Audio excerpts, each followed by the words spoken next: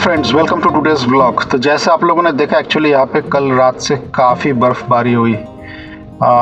तो नॉर्मली अप्रैल के महीने में तो बर्फ़बारी बहुत ही रेयर होता है, स्नोस्टॉर्म काफ़ी रेयर होता है। यहाँ पे 1 अप्रैल के दिन एक बार हुआ था, पर उसके बाद तो एक्चुअली ऑफिशियली स्प्रिंग भी आ गया था। मैंने एक वीडियो भी डाला था मेरे चैनल पे, इससे पहले वाला जो वीडियो है कि स्प्रिंग इन यूएसए के कैसे सुंदर फूल खिलने लगे हैं, नए पत्ते आने लगे हैं पेड़ों पे, और चेरी ब्लॉसम्स का जो सुनहरा नज़ारा था वो मैंने आप लोगों के साथ शेयर करने का कोशिश किया। फिर अचानक कल रात से स्नोस्टॉर्म आ गया।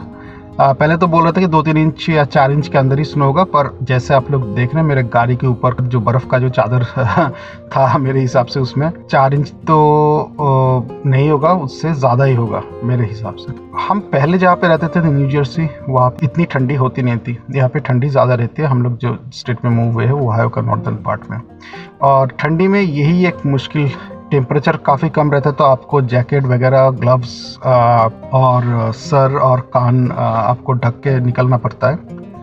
और अगर स्नोस्टॉर्म हुआ और आपकी गाड़ी अगर बाहर रह गई तो मतलब ये है कि सुबह उठो और ठंडी में वही दस्ताने पहन के, ग्लव्स पहन के, पहले तो डिपेंडिंग ऑन कि कितना स्नो गिरा है उसके हिसाब से 15 मिनट, 20 मिनट, 30 मिनट, कभी कभी 45 मिनट भी लगता है पूरा गाड़ी साफ़ करने की, क्योंकि गाड़ी के ऊपर इतना स्नो होगा तो आप दिख नहीं पाएंगे, और छत के ऊपर भी स्नो रहेगा तो उसे ड्राइव करना उतना सेफ नहीं है, क्योंकि वो बर्फ़ उड़ के किसी और के ऊपर भी गिर सकता है जब आप स्पीड से जा रहे हो हाईवे पे।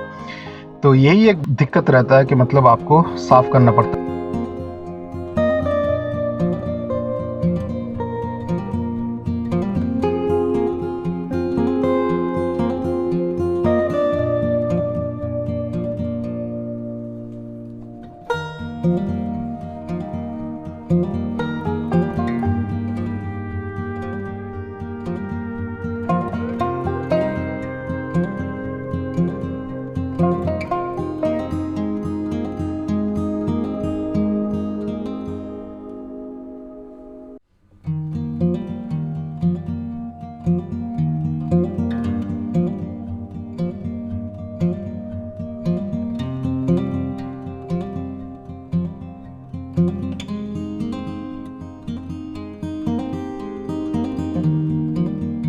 कभी कभी बर्फ़ काफ़ी ड्राई होता है, तो आज जैसे तो एक्चुअली ये काफ़ी आसान से हो गया, झट से दिया तो झटपट गिर गया।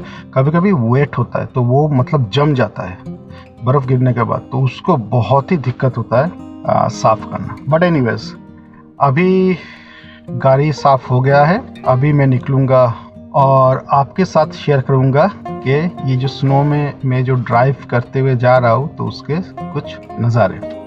मुझे उम्मीद है कि आज का वीडियो आप लोगों को अच्छा लगेगा, तो चलिए फिर शुरू करते हैं।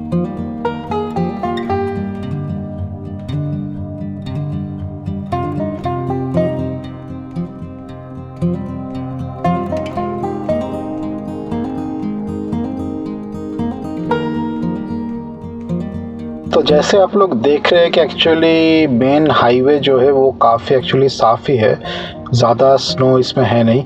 इसकी वजह ये है कि ये लोग जब भी स्नोफॉल होता है तो उनका एक स्ट्रेटजी रहता है। तो ये सबसे पहले जो इंटरस्टेट है, जो नेशनल हाईवे जिसको बोलते हैं हम इंडिया में, वो इंटरस्टेट पहले साफ़ करते हैं, उसके बाद जो स्टेट हाईवे है वो उसको साफ़ करते हैं, और उसके बाद शहर के रास्ते, और एकदम एंड में जाके आपके मोहल्ले के रास्ते। तो इसकी वजह से जो इंटरस्टेट हाईवे है वो नॉर्मली आपको साफ ही दिखता है। जो स्नो स्टॉर्म था वो तो रात भर हुआ, लेकिन 3-4 बजे के बाद वो ख़त्म हो गया, तो उनको काफ़ी टाइम मिल गया जो इंटरस्टेट है और बाकी जो रास्ते हैं वो साफ़ करने के लिए।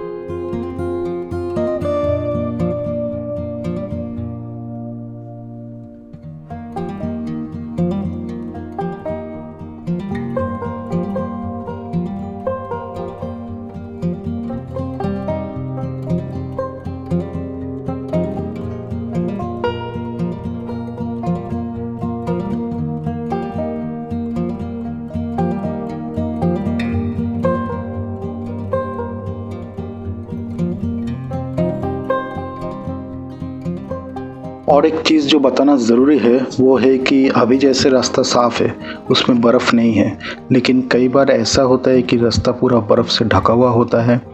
तब स्नो में सही तरीके से ड्राइविंग करना भी एक कला है। बहुत एक्सपीरियंस लगता है स्नो में सही तरीके से ड्राइव करने के लिए। एक तो स्पीड कम रखना होता है ताकि कभी भी गाड़ी अगर स्किड भी कर जाए तो आप कंट्रोल कर सकते हो।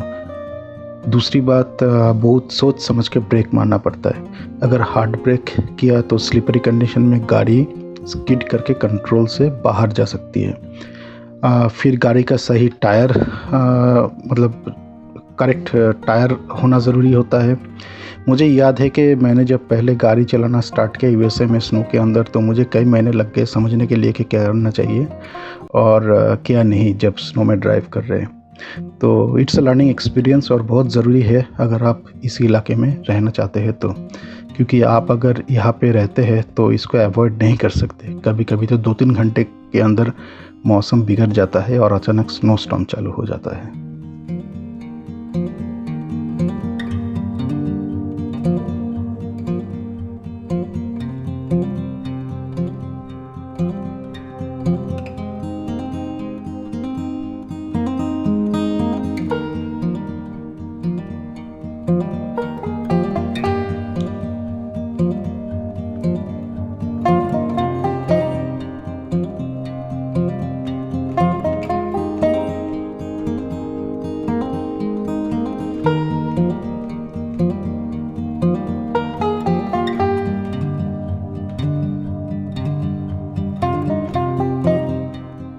हेलो फ्रेंड्स, तो मैंने सोचा था कि व्लॉग वहाँ पे ख़त्म कर दूँ, पर एक्चुअली घर आते आते देखा कि गाड़ी काफ़ी गंदा हुआ है, क्योंकि जैसे आपने देखा कि स्नो के अंदर निकाला था तो गाड़ी में काफ़ी कीचड़ लग गया है। तो इसलिए मैंने सोचा कि क्यों ना कि कार वॉश दिया जाए। वैसे कार वॉश का एक अलग सा वीडियो मैंने पहले डाला था, वो न्यू जर्सी वाला था। ये ओहायो है, तो मुझे लगता है कि बेसिक स्टेप्स तो एक ही रहेंगे, शायद थोड़ा बहुत डिफरेंस हो। तभी कार वॉश के लिए निकल रहा हूँ और वो कार वॉश का जो वीडियो है, जो क्लिप है, वो दिखाने के बाद ही व्लॉग में ख़त्म कर दूंगा।